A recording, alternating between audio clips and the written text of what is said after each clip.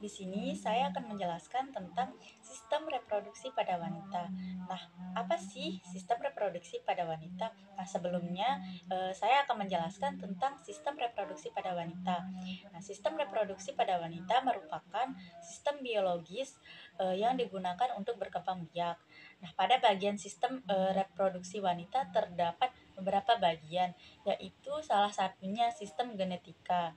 Nah, sistem genetika dibagi menjadi dua, yaitu sistem eksternal dan internal. Nah, di sini saya akan menjelaskan tentang bagian eksternal atau bagian. Nah, baik, selanjutnya di sini saya akan menjelaskan sistem eksternal. Nah, yang paling atas yang dipenuhi dengan bulu-bulu disebut dengan mons pubis.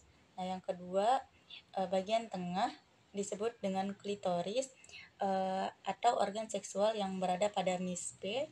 Nah, selanjutnya bagian bibir luar disebut dengan labia mayora, sedangkan bagian dalam, bibir dalam disebut dengan labia minora. Nah, selanjutnya yang di tengah disebut dengan uretra atau saluran keluarnya urin. Nah, selanjutnya yang di bawah disebut dengan vagina atau jalan menuju rahim. Nah, selanjutnya yang ini disebut dengan perineum, yang di sini disebut dengan anus. Nah, pada genitalia eksternal terdapat dua kelenjar. Yang pertama disebut dengan kelenjar Bartholin. Nah, yang kedua namanya kelenjar skin. Nah, pada Bartholin berada pada sisi vagina yang berfungsi untuk melumasi vagina. Nah, sedangkan kelenjar skin berada pada sampingnya uretra yang berfungsi untuk menghasilkan selaput lendir. Nah, selanjutnya kita beralih ke genitalia internal atau bagian dalam. Nah, yang pertama yang di tengah ini disebut dengan uterus atau tempat disimpannya sel telur yang sudah dibuahi menjadi janin. Nah, pada uterus ini lagi dibagi menjadi 3 bagian, yaitu bagian luar disebut dengan primeterium, nah bagian tengah disebut dengan myometerium, nah dan bagian dalam disebut dengan endometrium. Nah, selanjutnya kita ke ovarium. Nah, di sini di ovarium merupakan tempat terjadinya pematangan sel telur. Nah, selanjutnya kita ke tuba Fallopi. Di tuba Fallopi ini merupakan tempat pertemuan antara sel telur dan sperma. Nah, selanjutnya kita ke serviks. Ini ya, serviks. Nah, di serviks ini tempat terbentuknya selaput lendir yang berfungsi membantu sperma masuk ke dalam vagina. Nah, selanjutnya di sini saya akan menjelaskan tentang panggul. Panggul atau pelvis dibagi menjadi dua bagian, yaitu bagian lunak dan bagian keras. Pada bagian lunak terdiri dari artikulasio dan muskulus, sedangkan pada bagian keras terdiri dari os atau tulang dan ligamen. Os atau tulang yang membentuk tulang panggul terdiri dari 4 tulang. Pertama itu os ilium. Nah, di os ilium itu bagian yang terlebar yang ini disebut dengan fossa iliaca. Nah, bagian yang menonjol di atas ini disebut dengan crista iliaca. Nah, bagian yang menonjol ke samping ini disebut dengan spina iliaca anterior superior. Nah, sedangkan yang di bawah ini disebut dengan spina iliaca anterior superior. Sedangkan di bawah ini disebut dengan spina iliaca anterior superior. Selanjutnya yang ini disebut dengan linea terminalis. Nah, selanjutnya os pubis. Nah, pada bagian ini disebut dengan symphysis pubis. Nah, pada bagian ini disebut dengan ramus superior osis pubis. Nah, pada bagian ini disebut dengan ramus inferior osis pubis. Nah, selanjutnya yang ini namanya oksigis. Nah, yang ini yang di bawah namanya tuber ischiadicum, dan terus yang atas ini namanya promaterium. Nah, sekarang kita akan ke ligamen. Nah, pada bagian ini bentuk yang memanjang disebut dengan ligamen longitudinal. Nah, pada bagian ini disebut dengan ligamen iolumbal.